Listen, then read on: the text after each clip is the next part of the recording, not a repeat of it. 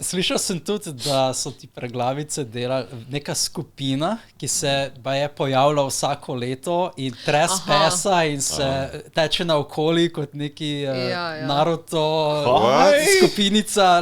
A so oblečeni v Naruto? Ne. Otroci. Ja, mislim, 12-letni, kaj takega. Pa mi imamo načeloma ta drsna vrata odprta, ko hodijo stojnice notri in oni pridejo nekje ob 10:30, pa že lani so naredili. In kar pridejo notri in vidim, da ne spadajo v event. Ne?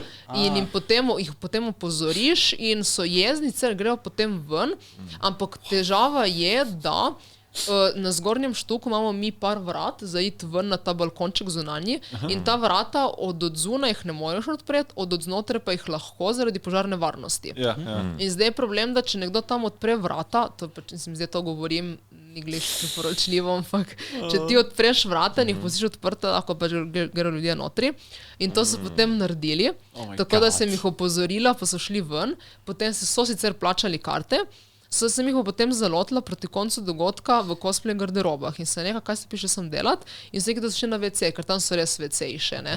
Verjetno so tudi iz šole Koper, tako da poznajo, ne. They know the back doors. Tako, ja. In so potem šli po šoli, sicer ne glih not, ampak so stekli nekako za garderobami, pa so potem šli skozi ena vrata, ker greš na zadnje dvorišče šolsko in takrat sem jih res pač konkretno napizdla, no, ker je tako že četrtič, ki mi nekaj špičijo, ne.